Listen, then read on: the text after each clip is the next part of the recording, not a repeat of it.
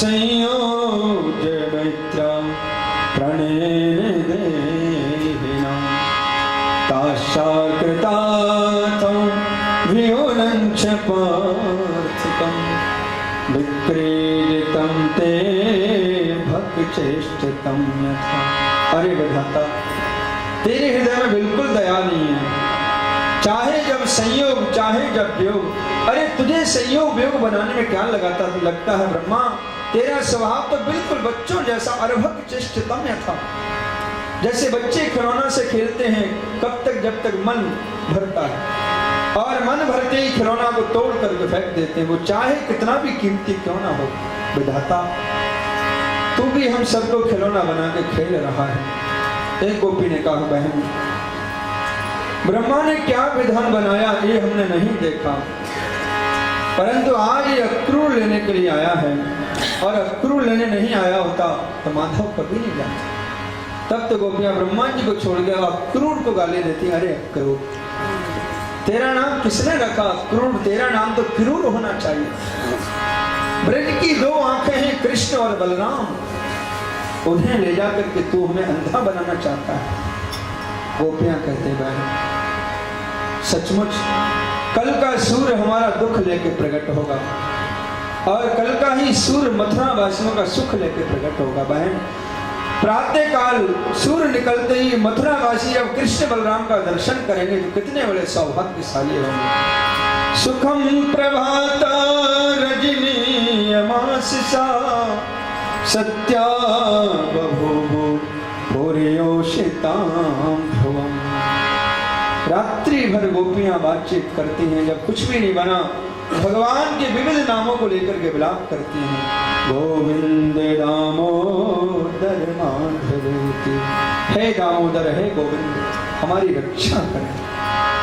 प्रातः काल होता है, पावानंद समस्त ब्रजवासियों को लेकर मथुरा के लिए चले जाते हैं, परंतु सुखदेव जी कहते हैं, परीक्षित मैया यशोदा को बहुत दुख है कि कृष्ण बलराम जा रहे हैं, परंतु मैया यशोदा ने कन्हैया के सामने अपनी आंखों के आंसू नहीं निकाले, क्योंकि कन्हैया यदि मुझे दुखी देख लेगा तो इसका मेला में मन नहीं लगेगा। अरे बच्चे जहां भी रहे प्रसन्न रहे, माता पिता की यही इच्छा होती है। कन्हैया की प्रसन्नता के लिए मैया यशोदा दोनों लालाओं को उठाती हैं, स्नान कराती हैं, श्रृंगार करती हैं, भोजन कराती हैं, और विदा करने के लिए जब रथ में बैठाने के लिए मैया चलती हैं, दोनों भाइयों को विराजमान करते हैं, और साथ में माखन मिश्री मटकी में रख देती हैं। कन्हैया मथुरा कंस की नगरी है, न जाने कब भोजन मिलेगा, जब भूख लगे तब पा ले।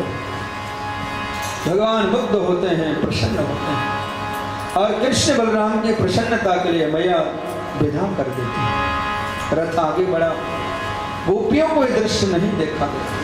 दौड़ के आते हैं, कोई मथुरा के मार्ग पे आकर लेट जाती है, कोई दौड़ के रथ के पहिए को पकड़ लेती है, कोई दौड़ के आती है घोड़ों की लगाम को थाम लेती है। अक्रूर जी की कर्तव्य विमूढ़ हम क्या करें? गोपियों ने कहा, माधव इस प्रकार से हम आपको दूर नहीं जाने देंगे। भगवान रथ से नीचे उतरे और समझाए, गोपियों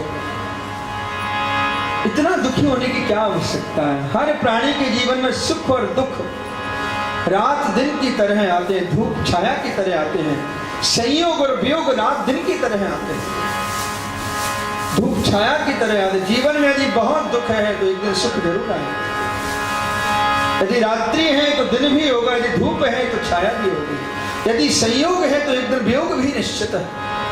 और इसमें इतना दुखी होने की क्या जरूरत? मैं आज जा रहा हूं, कल मथुरा का मेला देखूंगा और परसों के दिन वापस आऊंगा। जब प्रभु ने कहा कि मैं परसों आ जाऊंगा तो गोपियों को एक सहारा, एक अवलंब मिल गया। माधव हमने सुना है कि अक्रूर तुम्हें लेने आए थे, अपनी इच्छा से जा रहे हो तो बड़े प्रेम से जाओ, और उचित समय को दर्शन देने के लिए अवश्य। और प्रभु की प्रसन्नता के लिए गोपियां प्रभु को मथुरा के लिए विदा कर देती हैं। श्री सुखदेव जी कहते हैं, परीक्षित जब तक रथ दिखाई देता रहा गोपियां उसी मार्ग पर खड़ी रही, और धीरे धीरे जब रथ भी बंद होगा केवल ध्वजा दिखाई देती रही, गोपियां खड़ी रही, और धीरे धीरे जब ध्वजा भी बंद हो गई केवल धूल उड़ती रही, गोपियां निर्निमेष नयनों से निहारती रही, और जब धूल भी बंद हो गई तो मानो गोपियों का मन तो माधव के साथ मथुरा ही चला गया। रहा तन जिस स्थिति में श्री धाम ब्रज आओ। अक्रूर जी महाराज किन कर्तव्य मूड किन भोले भाले ब्रजवासियों से गोपियों से मैं कृष्ण बलराम को छीन के ले जा रहा हूँ और मेरे प्रभु कितने कोमल हैं।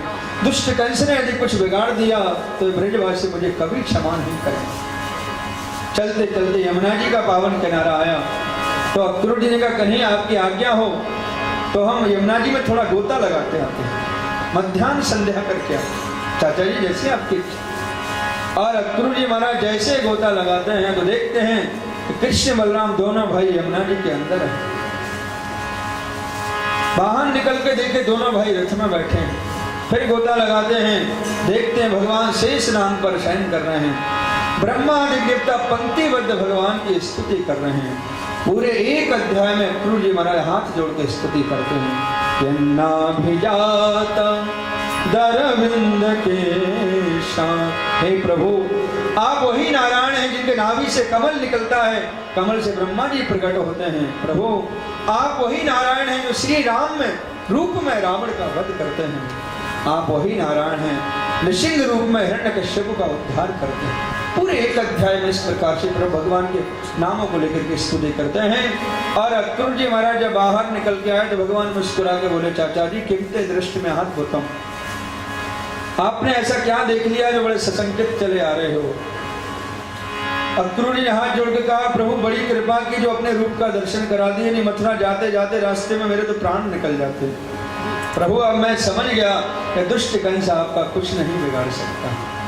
अक्रूर जी लेके आते हैं बाबा और हाथ जोड़ के कहा प्रभु चल के एक बार मेरे घर को पवित्र करें। भगवान ने कहा चाचा जी अवश्य आएंगे, परंतु पहले हम मामा कंस से जाके मिलेंगे। बाबा नंदिनी का कन्हैया रात्रि होने वाली है, थोड़ा विश्राम करो। भगवान ने कहा बाबा अभी रात्रि होने में 2 घड़ी समय शेष है, थोड़ी सी आज्ञा हो तो थोड़ा सा मेला देख के आते हैं। तो बलराम जी कन्हैया का हाथ पकड़ के मथुरा का मेला दिखाने के लिए चल पड़ते हैं। और सुखदेव जी कहते हैं ताम संप्रविष्टौ वसुदेव नंदनो। परीक्षित आज मथुरा में वसुदेव नंदन प्रवेश कर रहे हैं। अभी तक कौन थे? बोले नंद नंदन। ताम संप्रविष्टो वसुदेव नंदन। और भगवान जिस गली में जाते हैं उसी गली में फूलों की वर्षा। जो माताएं बहनें कभी महीनों से नहीं निकलती थी आज वह भी झरोके से झांक झांक के दर्शन करते हैं। बहन छोटे छोटे बच्चे हैं पर आश्चर्य लगता है इतने बड़े बड़े राक्षसों को कैसे मारते होंगे। और भगवान जिसकी ओर मुड़ के देखते हैं वही फूलों की वृष्टि करने लगती है, सुमन वृष्टि करने लगते हैं। मथुरा की वीथियों में महादेव बहरण करते सबको चित्त को चराते हुए तो ब्रजवासी बोले कन्हैया भैया यहाँ मथुरा में तेरी कौन सी रिश्तेदारी है कि जिस गली में जाता है उसी गली में फूलों की वर्षा। भगवान बोले आपको नहीं मालूम यहाँ के जो राजा कंस है मेरे खास मामा लगते हैं, और मामा का भांजा जब पहली बार आएगा तो उसका स्वागत नहीं होगा क्या? सो हमारा स्वागत हो रहा है। ब्रजवासी बोले ओ कन्हैया भैया तू पहले नहीं बताया कि मामा जी के यहाँ स्वागत कराने चलना है। भैया हम तो ये पुराने कपड़े पहन के आ गए और तेरे मामा जी के सामने कपड़े पहन के जाएंगे तो मामा जी क्या सोचेंगे कहां से भिखारी आ गए। भगवान बोले कपड़े चाहिए, मामा के यहाँ कपड़ों की कोई कमी थोड़ी है। सामने से धोबी चला रहा, कंस का धोबी। अन्य धोबियों के ऊपर पोटरी रख के हाथ में चांदी का डंडा कोई मिलता तो एक डंडा मार देता। भगवान तो चाल से समझ गए श्रीमान जी कौन हो सकते हैं। भगवान मुस्कुरा के बोले मामा जी राम राम। धोबी चौंका है, भांजा कांपते आ गया। भाई हम तुम्हारे मामा कैसे, तुम्हारा परिचय?